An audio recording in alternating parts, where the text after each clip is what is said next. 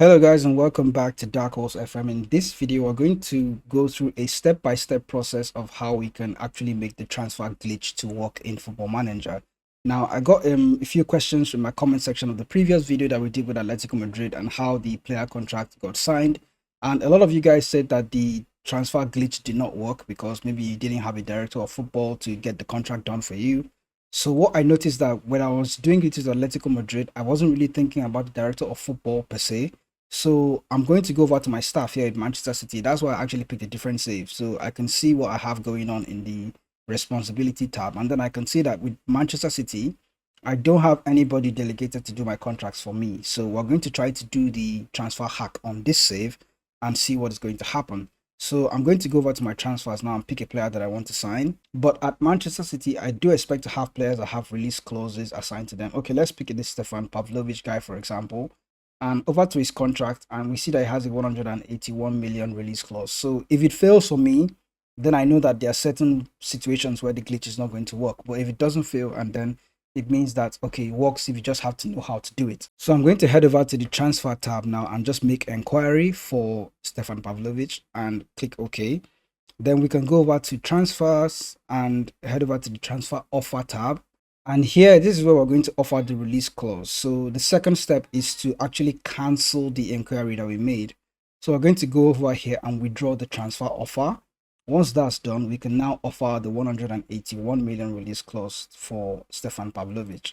So 150, and then we're going to just, take the numbers up a bit and say 181 million release clause. And then we're going to click make offer. And then once you do that, click yes. And then we're just going to proceed a few days and see what happens. So, okay, here we go. Barcelona accepted the £0 offer from Man City for Stefan Pavlovic. With Atletico Madrid, I clicked this particular bar, this gray bar here, and then it went on to offer the contract automatically. But what I realized is that if the player doesn't agree with the contract that you offer to him, it means that you're going to have to negotiate the contract again.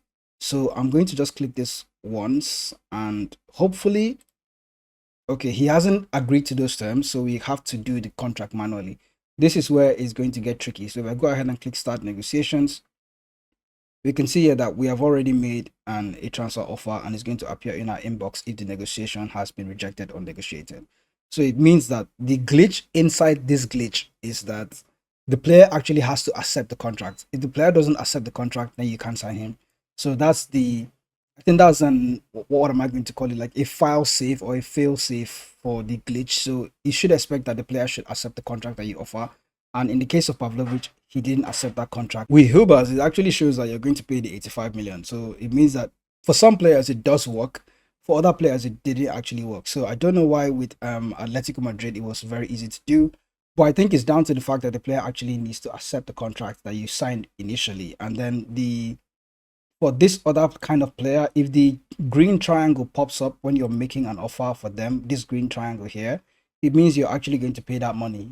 So you need to find players that the release clause doesn't actually show you the green bar like this or the green exclamation mark like this, or else you're going to pay the money. So that's the way the glitch kind of works in Football Manager. I don't expect it to always work all the time, which is good because it's if you get to sign every player for £0, it's not going to be really nice. So at least there's a fail safe to it. The player actually has to accept the contract and then you can go ahead and sign him. If it doesn't and you see a green exclamation mark, then of course you're going to have to pay the money and then sign the player. So that's kind of how it turns out in this case. So let me know what you think about this glitch or this transfer hack in Football Manager. Did it work out for you? Did you experience what I experienced right now? And since we now know what you guys are going through, I think it helps that not all the time is this glitch going to work. So that's a good way to go. See you soon.